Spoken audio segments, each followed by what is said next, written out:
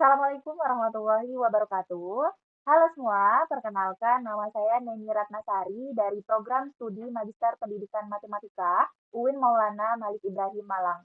Pada kesempatan kali ini, kita akan mempelajari konsep dasar aritmatika sosial, termasuk pecahan, persentase, dan juga cara menghitung keuntungan serta kerugian dalam perdagangan. Apa itu aritmatika sosial? Aritmatika sosial itu adalah cabang dari matematika yang mempelajari penerapan operasi dasar aritmatika dalam kehidupan sehari-hari. Tanpa kita sadari, kita sering menggunakan aritmatika sosial dalam berbagai aktivitas keseharian kita. Contohnya seperti perdagangan, pengelolaan uang, dan perhitungan lainnya. Oke, yang pertama di sini kita akan membahas mengenai pecahan dan persentase. Nah, pecahan itu sendiri itu adalah bagian dari keseluruhan, sedangkan persentase itu pecahan yang dinyatakan dalam bentuk per 100. Nah, untuk mengubah bentuk pecahan menjadi persentase, di sini kita perlu mengalihkan pecahan tersebut dengan 100%. Sehingga contoh soalnya yaitu bentuk persentase dari 1/2, 1/25, dan 1/125 itu adalah kayak di sini pecahannya itu 1/2, kita kalikan dengan 100%, itu sama dengan 100% per 2, itu sama dengan 50%. Kemudian 1/25 dikali 100% sama dengan 100% per 25 sama dengan 4%. Presentasi dari 1/125 kita kalikan dengan 100%, itu sama dengan 0,8%. Oke, berikutnya di sini kita akan mengubah kebalikannya, yaitu persentase menjadi pecahan. Dan contoh soalnya yaitu bentuk pecahan dari 3/5% dan 2,5% itu adalah, nah di sini persentase itu tadi artinya per 100, sehingga dapat ditulis menjadi A/100. Nah, 3/5% sama dengan di sini A-nya itu adalah 3/5, sehingga per 100 sama dengan 3/5 per di sini 100 kita dapat ubah dalam bentuk pecahan yang dimana menjadi 100/1. Nah, ini sama dengan 3/5 dikali, kita ubah dalam bentuk perkalian sehingga kita balik menjadi 1/100 sama dengan 3/500. Kemudian pecahan dari 2,5%, di sini kita ubah terlebih dahulu bentuk desimal, 2,5 menjadi 25, sehingga kita kalikan dengan 10 karena di belakang koma itu hanya ada satu angka, sehingga kita kalikan 10, maka menjadi 25/1000, kita sederhanakan menjadi 1/40. Selanjutnya yaitu uang dalam perdagangan. Nah, uang dalam perdagangan di sini yang pertama, dalam perdagangan itu tentunya kita pastinya mendengar harga jual dan harga beli. Nah, harga jual itu sendiri yaitu harga yang ditetapkan pada suatu barang oleh penjual ketika barang itu dijual. Nah, sedangkan harga beli itu adalah harga yang diperoleh atau didapat ketika membeli suatu barang. Kemudian keuntungan dan kerugian. Nah, keuntungan itu sendiri diperoleh jika harga jual itu lebih dari harga beli, sehingga di sini kita dapat menghitung keuntungan dengan untung sama dengan harga jual dikurang harga beli. Sedangkan untuk kerugian itu sendiri didapat apabila harga jual itu kurang dari harga beli.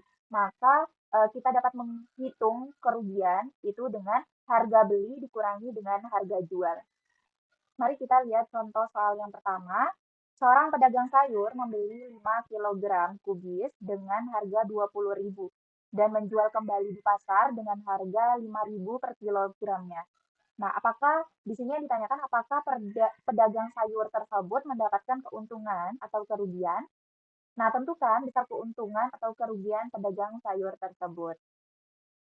Untuk penyelesaiannya, diketahui harga beli 5 kg kubis itu 20.000, harga jual 5 kg, harga jual di sini kita dapatkan dari kita kalikan 5 kg kubis dikalikan dengan harga satuannya yaitu 5.000, sehingga harga jualnya itu sama dengan 25.000. Kemudian karena harga jual di sini lebih besar, harga beli, maka pedagang sayur tersebut itu mendapatkan keuntungan.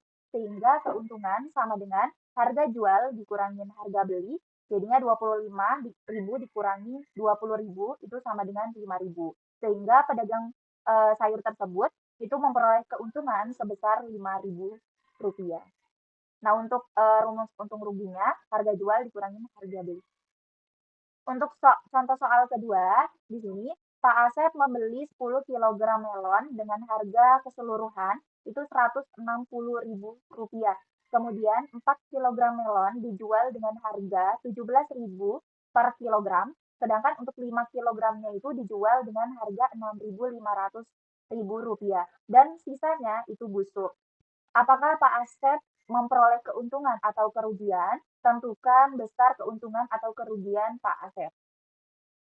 Nah, untuk penyelesaiannya, di sini diketahui harga belinya itu Rp160.000, kemudian harga jualnya kita dapatkan dari 4 kilogram dikali Rp17.000